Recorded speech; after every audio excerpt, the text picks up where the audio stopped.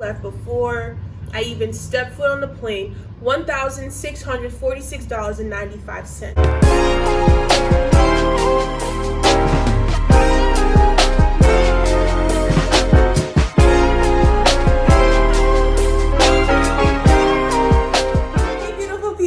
Welcome back to my channel. My name's Amina, and if you're new here on this channel, I talk all about my journey moving from the United States to Manta, Ecuador, and hopefully one day becoming a world traveler. So if you want to go on that journey with me, hit that subscribe button below.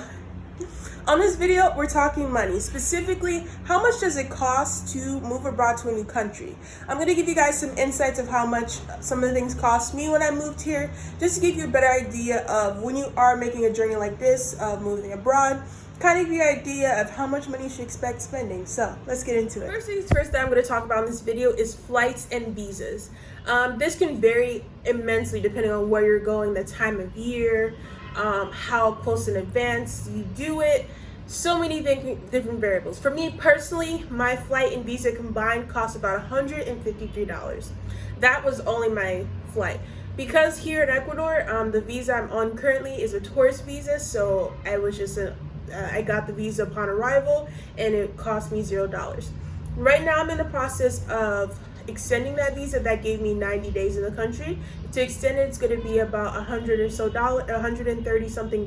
So that's going to be another expense. But like I said, this video I'm primarily giving you ideas of costs of things before you even get on the plane. Things that you need to think about before you even get on your flight. So make sure you're looking up how much your visa is. And for my flight, for a one-way trip to Guayaquil in Ecuador, was $153. Another thing regarding flights is, so when I came here, there was a lot of misconception on exactly how ongoing travel was required, what needed to be present, how official did it need to be, all these different things. At no point was I able to find a definitive straight answer, so I kind of played the safe way and I bought a refundable flight back to US, primarily to have proof of ongoing travel, because a lot of times if you come in with a one-way ticket, the airline, which I've learned, is the one that requires you to have one proof of you're leaving the country after the visa, or at some point that you're leaving. A lot of misconceptions saying that's a requirement of the country or whatever. From my research, what I've learned, it's the requirement of the airline, because they're the ones that are put liable. Say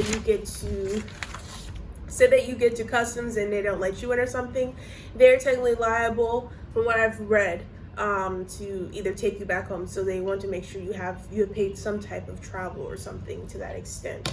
For my ongoing travel, it was $445.95. So yeah, it was a lot of money.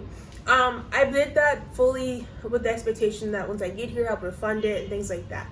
But one thing I really want you guys to know, because I did not know this, if you're planning to come to Ecuador specifically, if you're booking ongoing travel, this is what I spent a long time on the phone, like hours and hours and hours with JetBlue, but apparently this happens to a lot of different airlines.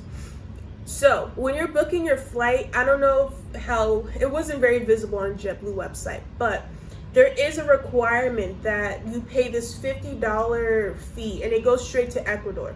If you cancel within 24 hours, you get that money right back. But if you don't, then technically it's not refundable. I spent, like I said, hours on the phone with JetBlue trying to figure things out, saying this wasn't clearly stated. You told me I'll get all my money back. For a while, I didn't get the money back. So I was out $50, but the rest was refunded. But I went through my bank and I was like, they did not state this, and I was able to get my money back. But that is something to think about, definitely. And I heard that there are a lot of countries that have this like fee or tax that they charge, and some of them is refundable, some is very easy to get. In the past, you would have to pay it in cash once you were arrived, but I mean, obviously people would show up with no cash or things like that. So this was to avoid all of that. So definitely something to think about if you plan on traveling abroad, or I guess traveling in general to Ecuador or anywhere. Another thing that you need to think about if you plan on moving abroad is travel insurance. In my case, I had travel insurance before I planned to go to Ecuador. The reason being because I planned to go to Thailand, and at the time, to get into Thailand, I had to have proof of COVID-19 insurance that covered up to a certain amount of money. So I already had travel insurance. The cost of that travel insurance was $140, and that covered me for 3 months.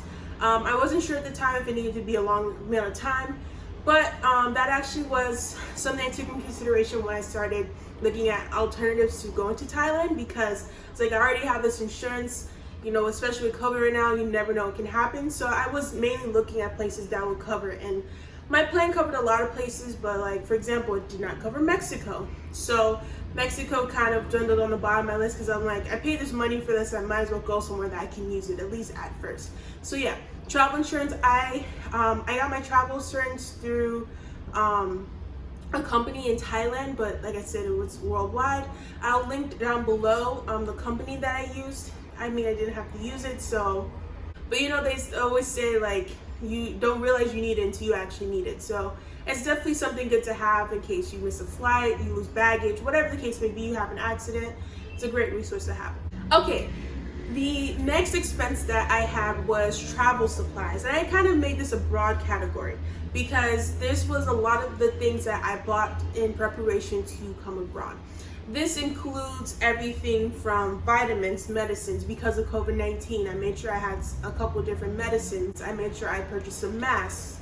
I made sure to get some packing cubes, some sunscreen, some different things. So you can see here, these are some of the things that I bought to make sure that, you know, I could move abroad quickly. This would also maybe include if you're going somewhere that maybe certain things are more expensive than other places. Like for example, one of those things for me, I bought sunscreen when I came here, because I was told it's a little bit on the expensive side here, just to kind of get you situated.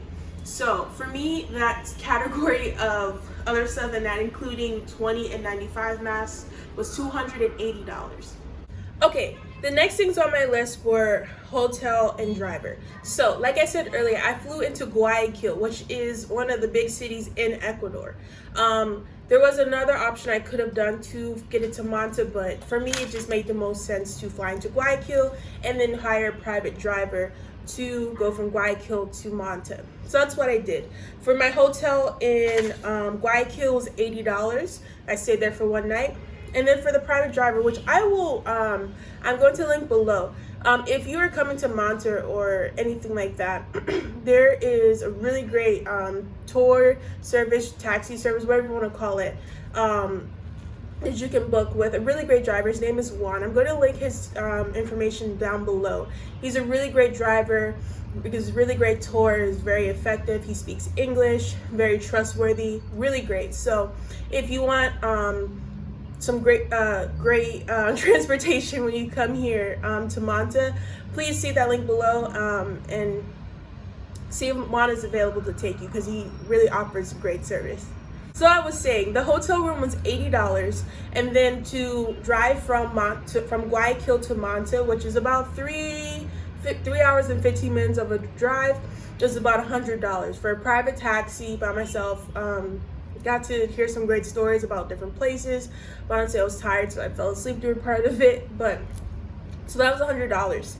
Next thing I'm going to talk about is storage. So for me, my game plan from a while was like, okay, I'm going to move abroad for about a year.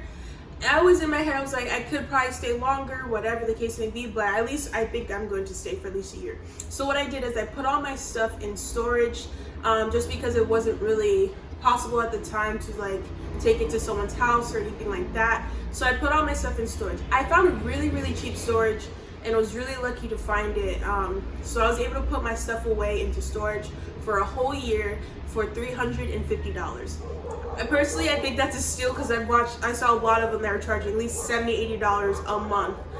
To be fair, I didn't have a lot of stuff. I really got rid of a lot before I moved abroad, because I thought about, okay, what am I actually going to want a year from now? Because you have to realize, when you travel, when you're doing things, I mean, just as a person, you change day to day. So think of yourself a year from now. Are you going to want that random thing that you're holding on to? Probably not. Throw it away or sell it, because at the end of the day, that's more money for travel. The last expense I will mention also that I had was I bought an international phone. Now, this isn't necessarily a necessity or something you have to do, because like I said in a previous video, I just could not get my phone unlocked, and I didn't want to deal with the fact of it possibly not getting unlocked, even though the company said it was unlocked, all these different things. So I bought, it was a small little phone off of eBay, and it was $98. That phone, I use it mainly as a hotspot or like things like that. Also, I think it's good to have a phone like that because I have a iPhone that sometimes if I am traveling in Manta, I'm pretty safe. But maybe I was traveling in a different area, I probably wouldn't want to pull out a yellow iPhone. So I would pull out that phone or something like that to make a call or text someone because it's a little less attention to calling it, if you want to say. Alrighty, so there we have it. We have flights, travel insurance, travel supplies, international phone, ongoing travel, hotel, storage, private driver, and a visa. That brought me to a total of, before I left, so this is the price I paid before I left, before I even stepped foot on the plane, $1,646.90. So there we have it. So the grand total, like I said, for my cost before hopping on a plane to move to Manta, Ecuador, was $1,646.95. Now, like I said, this can vary very much depending on, say you have to pay for a visa, say you have so many different variables to this price. But just remember, there's a lot of options. Like for example, there's a lot of options when it comes to ongoing travel. I took the safe right and booked a flight back to the US, but there are sites where you can buy a fake plane ticket or you can do a bus ticket, whatever the case may be. For me, I just imagine sitting at the airport and them like showing me the fake plane ticket and they're like, this is not real. And I'm like, so you're gonna let me on the plane or?